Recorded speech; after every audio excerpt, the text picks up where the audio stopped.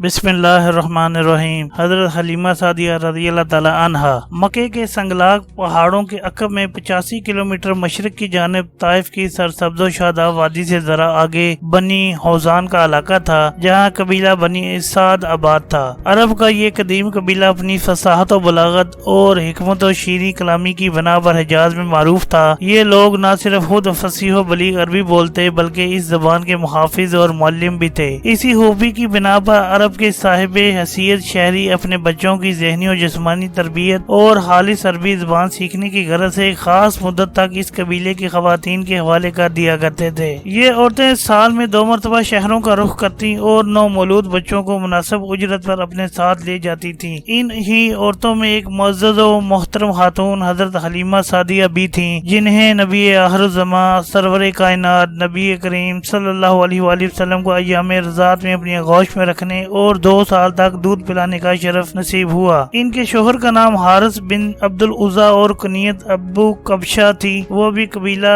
बनी साद ही से ताल्लुक रखते थे। हजरत हलीमा के बच्चे अब्दुल्ला, अनीसा और शीमा हजरत सल्लल्लाहु अलैहि वसल्लम के रज़ाई बहन भाई थे। हजूर सल्लल्लाहु अलैहि वसल्लम को अपनी रज़ाई बहन शीमा से बेहद उनसियत थी कि वही आप सल्लल्लाहु अलैहि वसल्लम को गोद में खिलाती और लोरियां दिया करती थीं। वो फरमाती हैं, उन दिनों हमारा इलाका शदीद कहत और खुश्क साली का शिकार था। वो मई का एक सख्त गर्म तरीन दिन था कि जब हमारे कबीले से खवातीन का एक काफिला नौज़ायदा बच्चों के हसूल के लिए मक्के की जानिब रवाना हुआ। इस काफिले में शामिल खवातीन में से एक मैं भी थी। मैं अपनी सफेद लागर गद्दी पर सवार थी। मेरा खावंद हारिस, दूध पीता बच्चा अब्दुल्ला और मेरी हंसता हाल कमजोर ऊँटनी भी साथ थी। मेरी गद्दी नकाहत और कमजोरी के सबब निहायत सुस्त रफ्तारी से सफर तय कर रही थी, जिसकी बिना पर काफिले की सब खवातीन मुझसे आजिज थीं। चुनाचे वो सब मुझसे पहले मक्का पहुंच गईं। उन्हें सबसे पहले हरमे काबा के मतवली और मक्के के सरदार अब्दुल मुत्तलिब के घर ले जाया गया, लेकिन उन्होंने जब बच्चे के यतीम होने का सुना तो खातर हुआ इनाम और इकराम न मिलने के अंदेशे के पेश नजर बच्चा लेने से इनकार कर दिया। यहाँ तक कि जब मेरी सवारी मक्का पहुंची तो हमारे कबीले की तमाम खवातीन बच्चे हासिल कर चुकी थीं। मैं अपने शोहर से कहने लगी, अल्लाह की कसम मुझे खाली हाथ ना जाना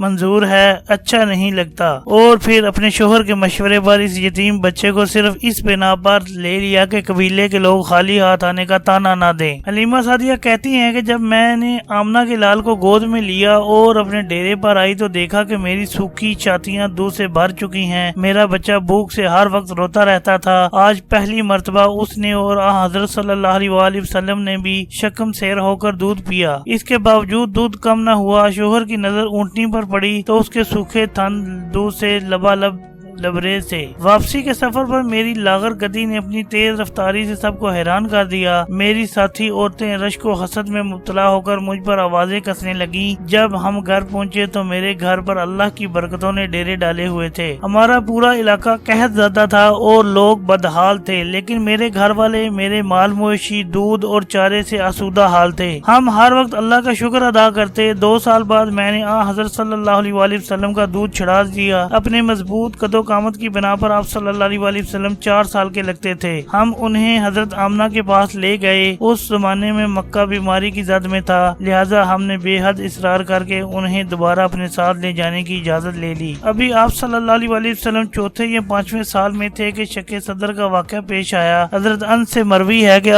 हजरत सल्लल्लाहु अलैहि वसल्लम अपने रज़ाई बहन भाइयों के साथ घर के करीब ही एक जगह खेल रहे थे कि अचानक हजरत जिब्राइल अमीन तशरीफ लाए। उन्होंने आप सल्लल्लाहु अलैहि वसल्लम को लिटाया, सीना चाक करके दिल बाहर निकाला, उसे सोने के तश में अबे ज़मज़म से धोया और फिर दोबारा अपने मकाम पर रख कर सीना बंद कर दिया। जब बहन भाइयों ने ये मंजर देखा तो चीखते चिल्लाते घर पहुँचे और माँ को बताया कि किसी ने हजरत मोहम्मद सल्लल्लाहु अलैहि वसल्लम को कत्ल कर दिया है, नाउज़ बिल्लाह। हलीमा और उनके शोहर दौड़ते हुए वहाँ पहुँचे तो देखा कि आप सल्लल्लाहु अलैहि वसल्लम सही सलामत बैठे हैं, लेकिन आप सल्लल्लाहु अलैहि वसल्लम का रंग उतरा हुआ था। अभी कुछ ही दिन गुजरे थे कि کہ دو یہودی راہب حضرت حلیمہ کے پاس آئے اور حضرت صلی اللہ علیہ وسلم کے بارے میں تفصیل سے پوچھنے لگے۔ ان میں سے ایک نے پوچھا کیا یہ بچہ یتیم ہے؟ حضرت حلیمہ سعدیہ کو ان پر کچھ شک ہو گیا، چنانچہ جلدی سے بولی نہیں، پھر اپنے شوہر کی جانب اشارہ کر کے کہا یہ اس بچے کا باپ اور میں ماں ہوں۔ راہب بولا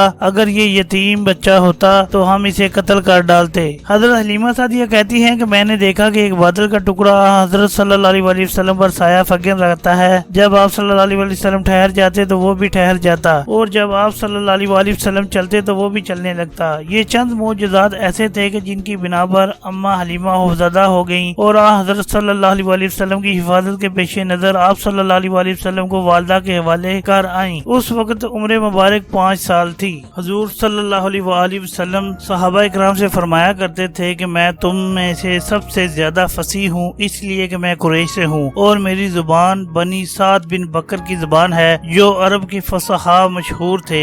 حضرت صلی اللہ علیہ وسلم کی جوانی میں کہ جبکہ آپ صلی اللہ علیہ وسلم حضرت خدیجہ الکبریٰ سے نکاح فرما چکے تھے، حضرت حلیمہ ملاقات کے لیے تشریف لائیں۔ حضور صلی اللہ علیہ وسلم نے انہیں دیکھا تو بہت خوش ہوئے اور عزت و احترام کے ساتھ حضرت خدیجہ سے ملوایا۔ حضرت حلیمہ کی ہستہ حالی دیکھتے ہوئے حال احوال معلوم کیا تو انہوں نے خشک سالی اور مویشیوں کے ہلاک ہونے کے بارے میں بتایا۔ ام المومنین حضرت خدیجہ کو جب پتہ چلا تو انہوں نے حضرت حلیمہ کو 40 بکریاں اور سواری کے لیے ایک اونٹ عنایت کیا جو مال و متاع سے لدا ہوا تھا۔ حضرت صلی اللہ علیہ وسلم نے یہ سب سامان دے کر اپنی والدہ کو رخصت کیا۔ رسول اللہ صلی اللہ علیہ وسلم ایک دن مسجد نبوی میں صحابہ کرام کے ساتھ مصروف گفتگو تھے کہ کسی نے اطلاع دی کہ ایک بوڑھی عورت ملاقات کی متمنی ہے۔ آپ صلی اللہ علیہ وسلم نے اجازت دے دی۔ جیسے ہی آپ صلی اللہ علیہ وسلم کی بوڑھی عورت کے چہرے پر نظر پڑی تو تیزی سے اٹھے اور میری ماں کہتے ہوئے ان سے لپٹ گئے۔ پھر جب ان کے لیے اپنی چادر بچھائی اور انہیں عزت و احترام سے بٹھایا، ان کی خوب خاطر مدارت کی اور بہت سے تحائف کے ساتھ رخصت کیا۔ روایت میں ہے کہ آپ صلی اللہ علیہ وسلم اس وقت تک دروازے پر کھڑے رہے جب تک ان کی سواری نظروں سے اوجھل نہ ہو گئی۔ آپ صلی اللہ علیہ وسلم نے صحابہ اکرام کے پوچھنے پر فرمایا یہ میری وہ ماں ہے جنہوں نے مجھے 2 سال تک دودھ پلایا اور جن کے گھر میں نے 5 سال تک کی عمر تک قیام کیا۔ حضرت حلیمہ سعدیہ کا سلسلہ نسب یوں ہے: حلیمہ بنت ابوی زہیب بن عبداللہ بن الحارث بن شجنہ بن جابر بن رزام بن ناصرہ بن سعد بن بکر بن حوزان۔ علامہ ابو عبداللہ محمد بن سعد البصری نے طبقات بن سعد میں حضرت حلیمہ سعدیہ کے والد کا نام عبداللہ تحریر کیا ہے۔ رسول اللہ صلی اللہ علیہ وسلم کی بعثت کی اطلاع قبیلہ بنو اسد تک پہنچ چکی تھی۔ اماں حلیمہ اس خبر پر خوشی سے نہال تھیں اور ایام رضاعت کے دوران پیش آنے والے واقعات یاد کرتی اور کہتی مجھے تو پہلے سے ہی اس بات کا یقین تھا کہ میری گود میں پلنے والا یہ مبارک بچہ اللہ کا نہایت مقرب و برگزیدہ بندہ ہے اور ضرور یہ کسی بڑے منصب پر فائز ہوگا۔ جس بچے کے دنیا میں رونق افروز ہوتے ہی رحمتوں کا نزول شروع ہو گیا ہو وہ ضرور پوری دنیا کے لیے رحمت ثابت ہوگا۔ اللہ کا شکر ہے آج میرا وہ یقین سچ میں بدل گیا ہے اور اللہ نے میرے فرزند عزیز کو سب سے بلند و بالا مقام سے نوازا، لیکن ابھی تک میں نے محمد صلی اللہ علیہ وسلم کے اس عظیم اعزاز کے بارے میں دوسروں کی زبانی سنا ہے، مگر اب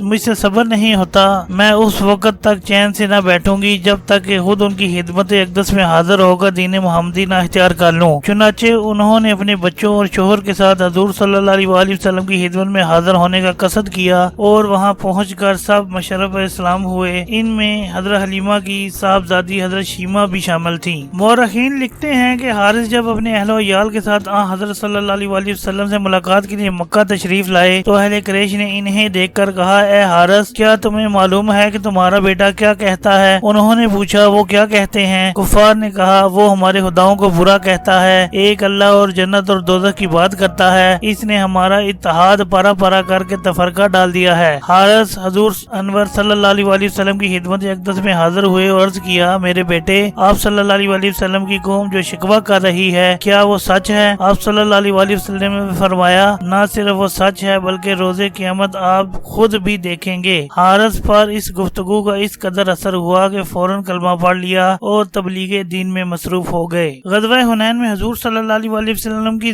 رضائی بہن شیمہ بنت حارث گرفتار ہوئی تو انہوں نے کہا میں رسول اللہ صلی اللہ علیہ وسلم کی بہن ہوں ہوں۔ یہ سن کر لوگ حضرت صلی اللہ علیہ وسلم کے پاس ان کو لے گئے۔ حضور صلی اللہ علیہ وسلم نے نہ صرف انہیں پہچان لیا بلکہ انہیں اپنے سامنے دیکھ کر جلدی سے اٹھے، اپنی چادر زمین پر بچھائی اور بہن کو اپنے پاس بٹھا کر دیر تک بچپن کی یادیں تازہ کرتے رہے۔ یہ وہی بہن تھی جو حضور صلی اللہ علیہ وسلم کو ہر وقت گود میں لیے پھرتی رہتی تھیں۔ حضور صلی اللہ علیہ وسلم انہیں مدینہ منورہ میں رہنے کی پیشکش کرتے، لیکن انہوں نے اپنے گھر جانے کی خواہش کا اظہار کیا۔ آپ صلی اللہ علیہ وسلم نے انہیں بہت سا مال، اونٹ اور بھیڑ بکریاں تحفے میں دیں اور عزت و احترام کے ساتھ گھر روانہ کر دیا۔ یہ رضائی ماں حضرت حلیمہ سعدیہ سے مقدس رشتے ہی کا احترام تھا کہ آپ صلی اللہ علیہ وسلم نے غزوہ حنین کے دوران قید کیے گئے قبیلہ بنو حوزان کے 6000 قیدی رہا کر دیے اور بے شمار مال غنیمت واپس کر دیا، اس لیے کہ وہ سب اماں حلیمہ کے رشتہ دار ہونے کے ناطے آپ صلی اللہ علیہ وسلم کے بھی رضائی رشتہ دار تھے۔